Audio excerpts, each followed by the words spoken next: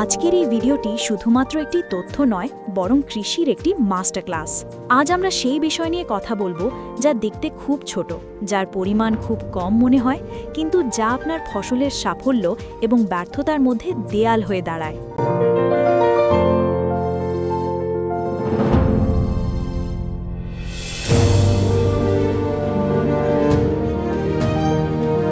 কৃষক ভাইদের গত ৫০-৬০ বছরে আমাদের কৃষি করার পদ্ধতি অনেক বদলে গেছে।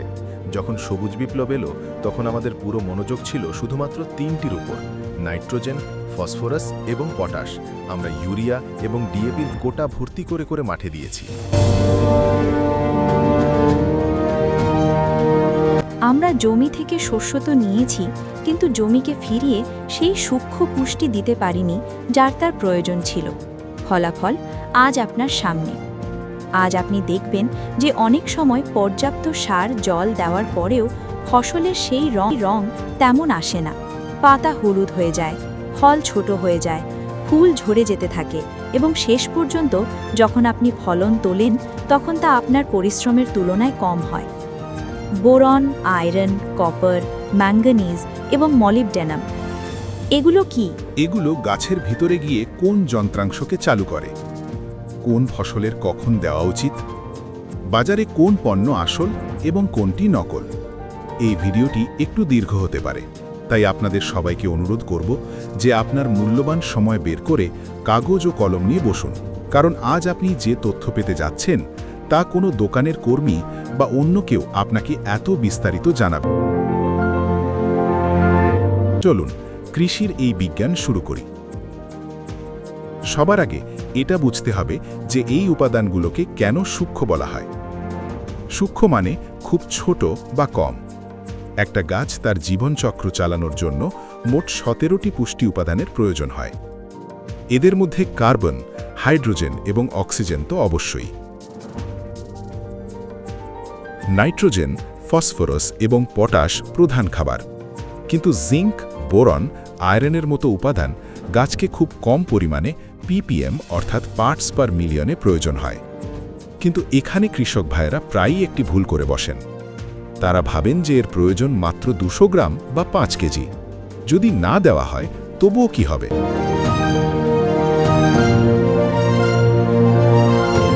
এখানেই ল অফ মিনিমামের তত্ত্ব কাজ করে। এটিকে একটি উদাহরণের মাধ্যমে বুঝুন। ধরুন আপনার কাছে একটি কাঠের ড্রাম আছে, যেটিতে আলাদা আলাদা কাঠ দিয়ে ঘেরা। এবার ওই ড্রামে জল ভর্তি করতে হবে। যদি ওই ড্রামের একটি অংশ ভাঙা বা ছোট হয়, তাহলে আপনি কখনোই সেই ড্রাম পুরোপুরি ভর্তি করতে পারবেন না। জল সেই ভাঙা কাঠের স্তর পর্যন্তই থাকবে। ঠিক একই রকম, যদি আপনি মাঠে 50 কেজি ইউরিয়া, 50 কেজি ডিএপি এবং 30 কেজি পটাশ দিলেন, কিন্তু যদি আপনার মাটিতে জিঙ্কের ঘাটতি থাকে, তাহলে আপনার ফসলে ফলন সেই জিঙ্কের অভাবে কম হবে। তার মানে বাকি দেওয়া ব্যয়বহুল সার বেকার হয়ে যাবে। অর্থাৎ সূক্ষ্ম পুষ্টি উপাদান হলো সেই চাবি যা আপনার প্রধান সারকে খুলে দেয়। তাদের ছাড়া এনপিকেও পুরোপুরি কাজ করতে পারে না। এখন আমরা প্রথম এবং সবচেয়ে গুরুত্বপূর্ণ উপাদান সম্বন্ধে জানব, জিঙ্ক। জিঙ্ক কি? ভারতীয় মাটিতে, বিশেষ করে উত্তর ভারত এবং মধ্য ভারতে জিঙ্কের ঘাটতি সবচেয়ে বেশি পাওয়া যায়। জিঙ্ক কি কাজ করে? বৈজ্ঞানিকভাবে দেখলে জিঙ্ক গাছের ভিতরে বিভিন্ন ধরনের এনজাইম সক্রিয় করে। এর সবচেয়ে বড় কাজ হল অক্সিন হরমোন নির্মাণ করা। অক্সিন সেই হরমোন যা গাছের উপরের বৃদ্ধিকে নিয়ন্ত্রণ করে। আপনি দেখেছেন অনেক সময় গাছের লম্বা হওয়া থেমে যায়, পাতা ছোট হলুদ হয়ে থাকে। এসবই জিঙ্কের ঘাটতির কারণে হয়। এছাড়াও জিঙ্ক গাছে প্রোটিন তৈরি এবং কার্বোহাইড্রেট তৈরিতে বিশেষ ভূমিকা রাখে। শেকড়কে মজবুত এবং জলের বা খাবারের কাছে পৌঁছতে সাহায্য করে।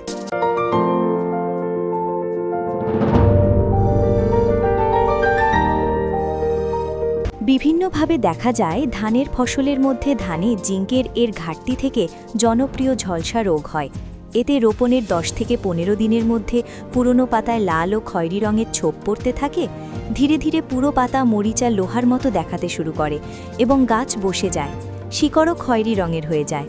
ভুট্টা জিঙ্কের প্রতি খুব সংবেদনশীল। এতে নতুন বের হওয়া পাতা সম্পূর্ণ সাদা বা হালকা সবুজ ভাব হয়ে থাকে।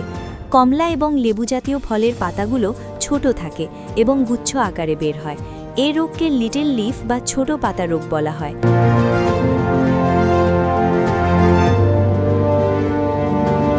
জিঙ্কের ধরন ও ব্যবহার পদ্ধতি। বাজারে জিঙ্ক অনেক রূপে আসে এবং এখানে কৃষকরা প্রায়ই প্রতারণার শিকার।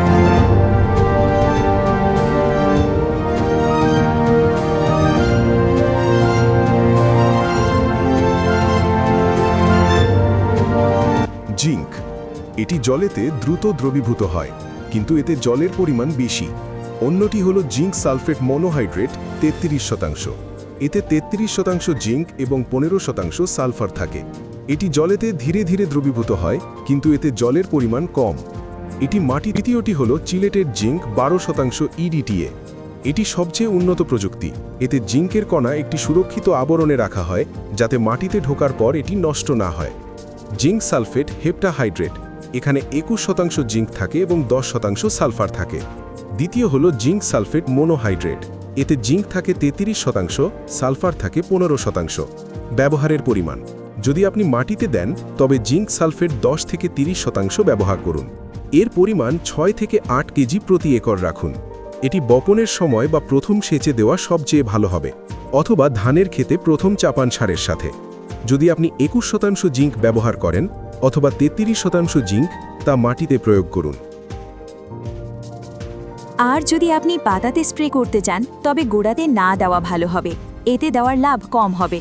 তখন আপনাকে স্প্রে করতে হবে। স্প্রেয়ের জন্য চিলেটেড জিঙ্ক 12% সবচেয়ে ভালো। এর পরিমাণ 100 থেকে 150 গ্রাম প্রতি একর, আর মাটিতে দিলে 500 থেকে 700 গ্রাম। যদি সস্তা বিকল্প চান তবে 1 কেজি জিঙ্ক সালফেট 33% এবং 1.5 কেজি ইউরিয়া 150 গ্রাম হারে একরে পাতাতে ছড়ান। ইউরিয়ার সঙ্গে মিশিয়ে পাতা জিঙ্ক দ্রুত শোষণ করে। জিঙ্কের সঙ্গে সতর্কতার সবচেয়ে বড় সতর্কতা হল জিঙ্ক এবং ফসফরাসের শত্রুতা। কৃষক ভাইরা জিঙ্ক সালফেট এবং ডিএপি অর্থাৎ ফসফরাস কখনোই শুকনো অবস্থায় একসঙ্গে মিশিয়ে রাখবেন না। যদি আপনি এগুলো মিশিয়ে মাঠে দেন তবে তারা একত্রিত হয়ে জিঙ্ক ফসফেট তৈরি করে।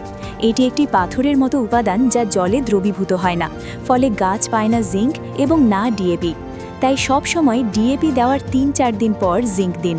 চিলেটেড জিঙ্ক আপনি ফসফরাসের সঙ্গে মিশিয়ে দিতে পারেন, কারণ এতে সুরক্ষা আবরণ থাকে, কিন্তু সালফেটযুক্ত জিঙ্ক কখনো নয়। এখন চলুন দ্বিতীয় সবচেয়ে গুরুত্বপূর্ণ উপাদানের দিকে, যা হলো বোরন। আমি এটিকে ট্রান্সপোর্টার বা ট্রাক ড্রাইভার বলি। বোরন কি কাজ করে?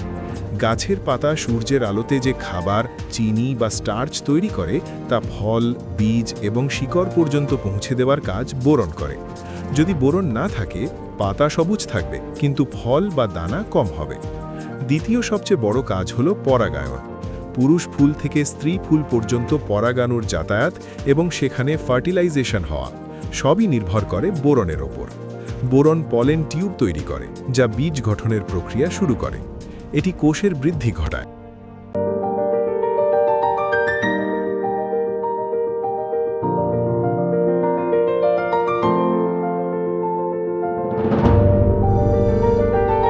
যদি আপনার মাঠে টমেটো, ডুমুর, তরমুজ বা আঙুর ফেটে যায় তবে এটি 90% বোরনের ঘাটতি। কোষের দেওয়াল দুর্বল হওয়ার কারণে ফলের খোসা ভিতরের চাপ ধরে রাখতে পারে না এবং ফেটে যায়। ফুল ঝরে পড়া: যদি ফসলের ফুল অনেক আসছে তবে ফলে পরিণত হয় না, তাহলে বুঝতে হবে বোরনের ঘাটতি। সর্ষে এবং সূর্যমুখীতে ফুল আসে কিন্তু দানা হয় ছোট বা পূর্ণ হয় না। বোরনের ব্যবহার এবং ধরন: বোরনের ব্যবহার খুব সতর্কতার সঙ্গে করতে হবে। এর ঘাটতি এবং অধিকতার মধ্যে বিষাক্ততার খুব কম পার্থক্য থাকে। পাতা চোয়া বা পোড়া ভাব দেখা যায়।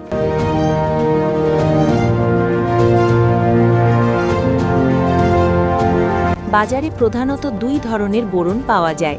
প্রথমটি হলো বোরেক্স 10.5%। এটি সাদা পাউডারের মতো হয়।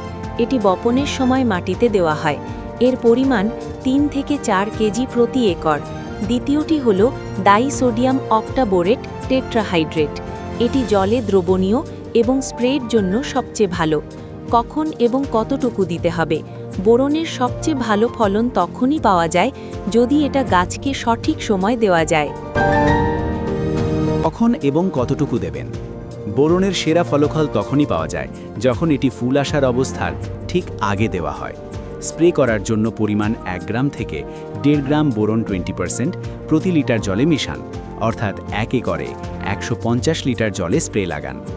যদি আপনি ফলদায়ক গাছ বাগানের কাজে এটি ব্যবহার করছেন, তবে নিয়মমাফিক এটা মাটিতে ব্যবহার করুন। একটি বিশেষ কথা, শুষ্ক অবস্থায় বোরনের অভাব সবচেয়ে বেশি হয়। বোরনকে গাছের ভেতরে চলার জন্য আর্দ্রতার প্রয়োজন।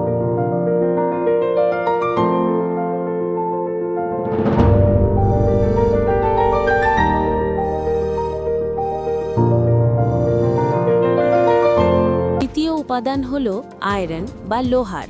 এটি গাছের জন্য রক্ত তৈরি করার মতো কাজ করে। আয়রনের কাজের ধরন যেমন আমাদের রক্তে হিমোগ্লোবিন থাকে, তেমনি গাছে ক্লোরোফিল থাকে, যা গাছকে সবুজ রং দেয়। আয়রন ক্লোরোফিল তৈরিতে সরাসরি যুক্ত থাকে। এটি গাছের শ্বাস-প্রশ্বাস, রেসপিরেশন এবং অক্সিজেন পরিবহনে সাহায্য করে। অভাবের লক্ষণ: আয়রনের ঘাটতি চেনা খুব সহজ। এটি সবসময় গাছের পুরো ওপরের অংশে প্রথমে দেখা দেয়। কিন্তু লক্ষ্য করার বিষয় হল, পাতার শিরাগুলো একদম সবুজ থাকে, কিন্তু শিরার মাঝে অংশ হলুদ হয়ে পড়ে। এটিকে বৈজ্ঞানিক ভাষায় ইন্টারভিনাল ক্লোরোসিস বলা হয়।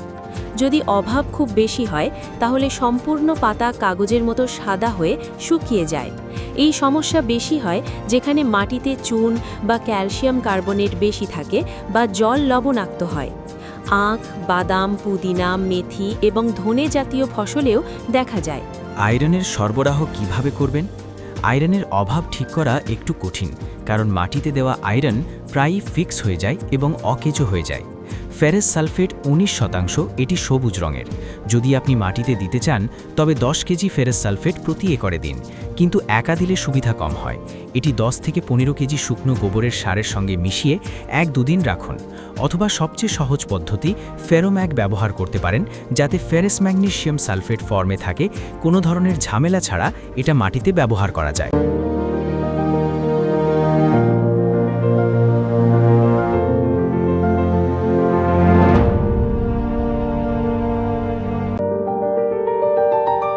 স্প্রে করা সবচেয়ে ভালো উপায়। আয়রনের ঘাটতি দেখা দিলে স্প্রে করাই সবচেয়ে ভালো পদ্ধতি।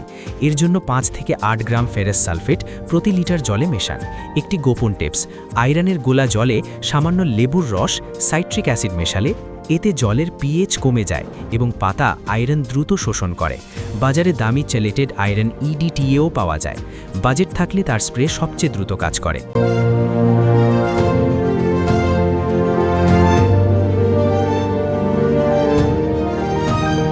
এখন কথা বলি সেই উপাদানগুলোর যাদের আলোচনা খুব কমই হয়, কিন্তু এটিও খুব প্রয়োজনীয় উপাদান। Manganese, Mn। ম্যাঙ্গানিজ আলো সংশ্লেষণ এবং নাইট্রোজেন হজমে সাহায্য করে।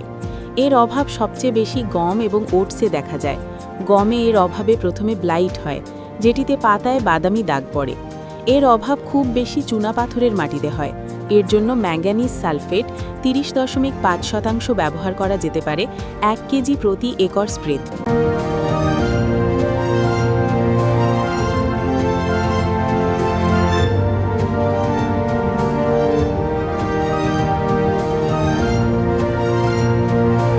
কপার বা তামা।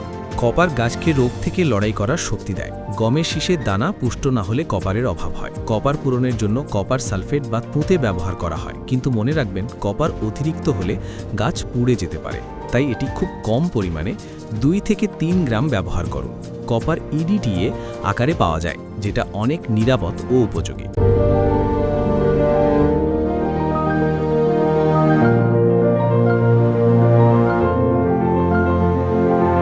মলিবডেনাম MO, এটি একটি বিশেষ উপাদান।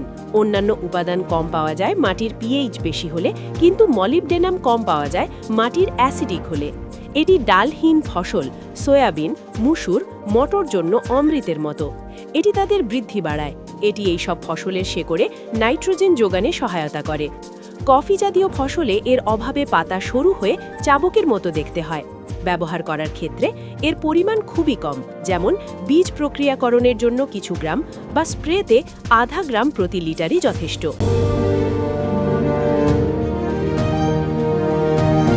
আজকাল বাজারে মাইক্রোনিউট্রিয়েন্ট মিক্সচার অনেক পাওয়া যায়। এতে জিঙ্ক, আয়রন, বোরন সব মিশ্রিত থাকে। তাছাড়া বাজারে বহু নামি দামি কোম্পানির মাল্টি মাইক্রোনিউট্রিয়েন্ট পাওয়া যায়।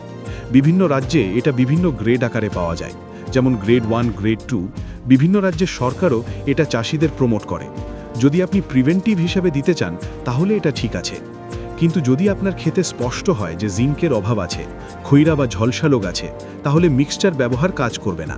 তখন আপনাকে শুধুমাত্র জিঙ্ক সালফেটের পূর্ণ ডোজ দিতে হবে, অথবা স্প্রেতে EDTA 12% জিঙ্ক ব্যবহার করতে হবে। উদাহরণস্বরূপ, যদি আপনার শরীরে মাল্টিভিটামিন অভাব দেখা যায়, তখন আপনি মাল্টিভিটামিন ট্যাবলেট নেওয়ার চাইতে ওষুধ খাওয়া জরুরি। তেমনি আসল নকল পরিচয়, ক্ষুদ্র পুষ্টি উপাদানে মিশ্রণ বেশ হয়। জিঙ্কের চেনা জিঙ্ক সালফেটের দানা হাতে নিয়ে ঘষলে এতে কোনো মোটা ভাব থাকা উচিত না। আপনি যদি ডিএপি জলে জিঙ্কের মিশ্রণ মিশান তাহলে প্রতিক্রিয়া দেখা যাবে বা রাসায়নিক বিক্রিয়া ঘটাবে, এটাই আসল হওয়ার পরিচয়। বোরনের পরিচয়, আসল বোরন গরম জলে পুরোপুরি দ্রবণীয় এবং কোনো অবশিষ্টাংশ থাকে না।